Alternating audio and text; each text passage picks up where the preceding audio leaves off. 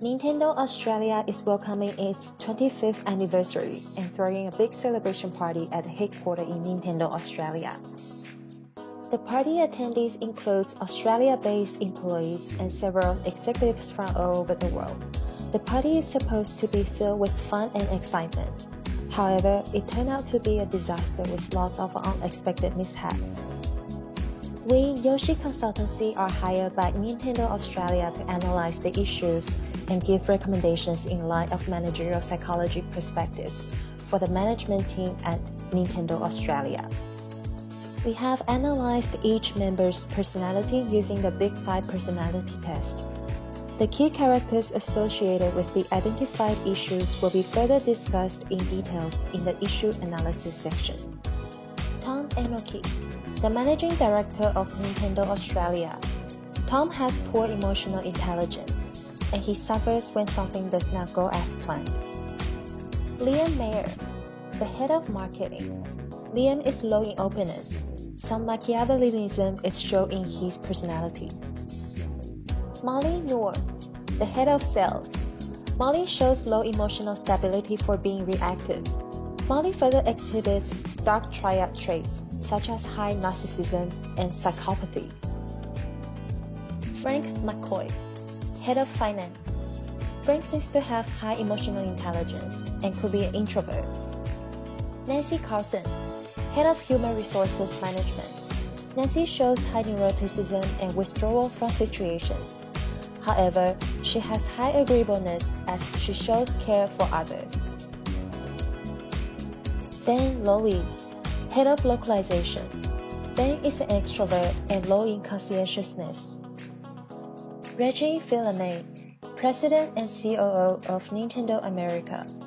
Reggie is high in agreeableness as he seems gentle and forgiving when he's constantly interrupted by Ben.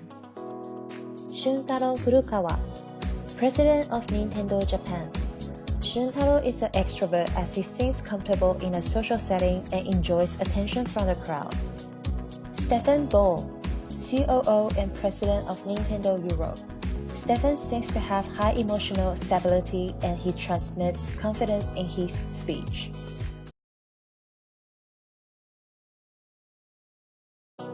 The consultants from Yoshi Consultancy, Chrissy, Jackie, and Andres, have analyzed and identified 3 main issues. First, poor stress and well-being management, particularly associated with Molly, Ben, and Tom. Second, lack of motivation associated with Liam. Third, inadequate leadership style shown by Tom. Each issue will be analyzed in depth. Recommendations addressing each issue will also be provided.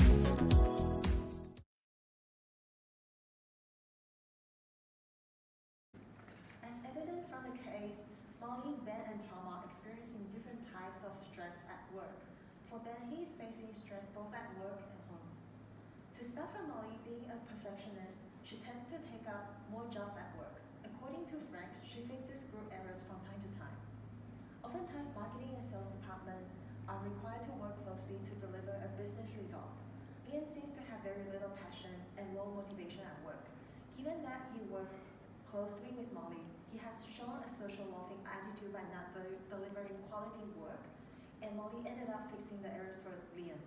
From this, it can be conjectured that Liam's social loafing attitude has increased Molly's workload since she has to cover part of Liam's job. This has resulted in role overload for Molly and potentially be the reason which stresses Molly out and cause her to behave inappropriately during the party.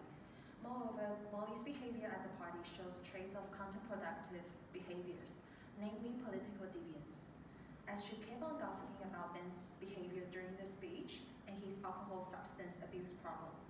Molly further shows incivility by venting on Nancy to make the situation even worse. Next, it is apparent that Ben is having a difficult time as he is going through a divorce and work backlogs. Although not explicitly mentioned in the case study, Ben's way of coping is maladaptive. Judging from the excessive intake of alcohol, which may lead to substance abuse. Tom, on the other hand, as the managing director of Nintendo Australia, he is the person in charge to oversee the Australian market and the employees working at Nintendo Australia. According to research, the stress level of a senior corporate executive is 108.62, which is much higher than other roles. In Tom's case, it is not hard to picture the stress that he's going through. As the supervisor for all the department heads, Tom has to ensure his subordinates are delivering results and behave in a professional manner in front of the three presidents, Reggie, Shundaro, and Stefan. Molly, Ben, and Tom's stress can be summarized using Tetrick and Winslow's framework for stress management and health programs. Molly and Tom's stress mainly comes from demand from job, specifically workload and work pace, while Ben's stress comes from both job and personal, namely time pressure and family demands.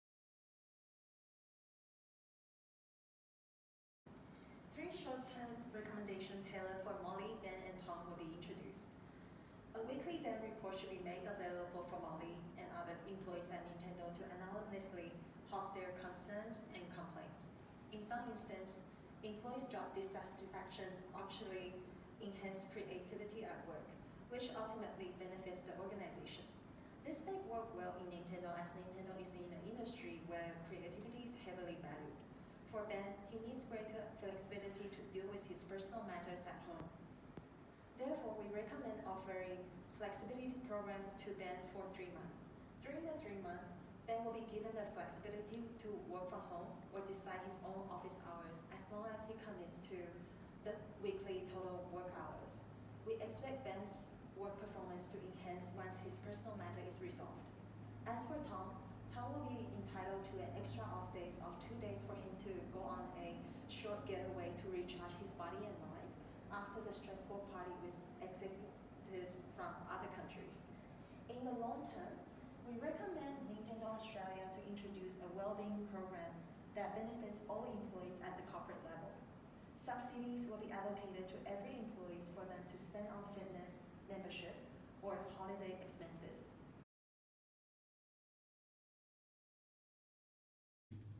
The second issue that we identified is Liam's lack of motivation. As observed, Liam does not enjoy what he's currently doing, and he's only extrinsically motivated by the reward of bonus or pay rise. As without this, he is reluctant to put in any more effort into his job.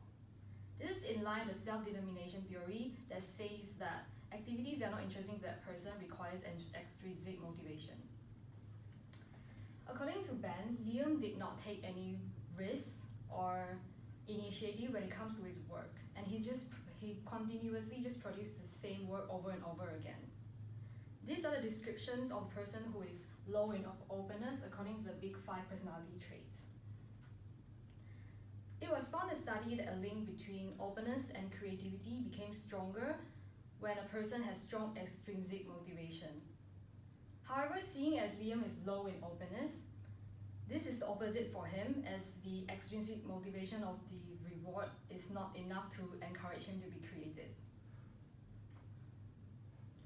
Liam's lack of risk-taking and creativity in his job in promoting the launch of Wii U may have contributed to its poor sales performance. In addition to that, it appears that Liam did not have much say and only did what was told by Nintendo Europe. From Ben, Frank, and Liam's conversation, it is observed that Ben's knowledge of decision-making in the organization seemed to be in conflict with Frank and Liam's. Nintendo's current organizational structure, which is right here, appears to have a high chain of command and is highly centralized. The decisions are being made by Nintendo Japan and America, and the decision is then passed down to Nintendo Europe, and then is subsequently passed down to Nintendo Australia. This is especially true in Liam's department, which is marketing. The functional structure, right here, of Nintendo Australia gives rise to the potential conflicts among the different departments, which explains why Ben would not understand the circumstances that Liam is currently in. Nintendo's current organizational structure does not allow for much freedom with all the decisions already being made by the higher-ups. This is especially true in Liam's department. This style of organizational structure has been found to inhibit creativity in individuals as it does not allow for the much difference in opinions. The diversity of opinions encourages and nourishes creativity in individuals. Clearly, this close monitoring by Nintendo is an indication of organizational creativity blocker, and this has clearly affected Liam's job performance as he avoids taking risks and is only extrinsically motivated to do his job.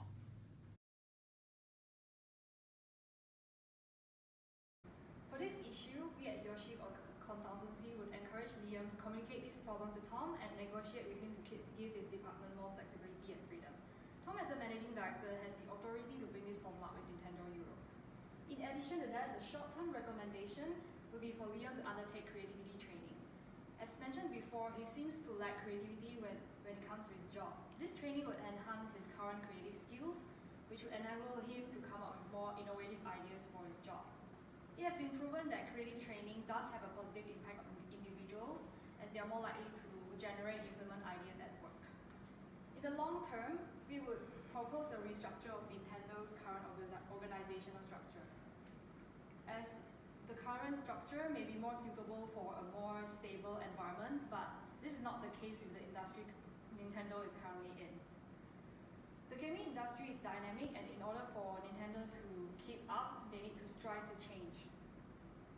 The implementation of restructuring will take about 3 to 5 years, but we believe that it will be beneficial for Nintendo in the long term.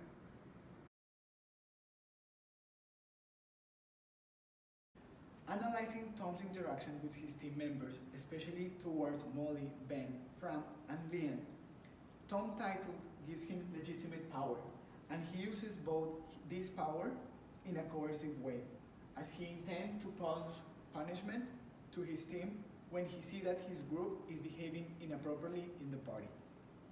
There is no evidence from the case that shows Tom using transformational leadership to motivate his team to achieve their goals. During the meeting, the presidents from Japan and Europe were the ones who delivered an inspirational speech about being specific about Nintendo's value proposition on putting smiles on people. But it can be affirmed that the employees in Australia have low degrees of job satisfaction. Tom, as the head of the branch, has the responsibility to improve team dynamics and develop team cohesiveness. At the end of the case, Tom's body language, when he shakes his head and walks out of the room, and his tone of voice and the use of hard words did not only reveal his frustration toward his team, but also show his poor leadership style and communication emotion towards others in an ineffective way. Also, there is a need of a step in from the senior managers present at the meeting, since they had a passive behavior through the meeting, especially when Reggie, Shuntaro, and Stefan looked over and noticed there was something going on between Tom and his team. They should have said something and provide support to Tom in solving the internal conflicts in Nintendo Australia.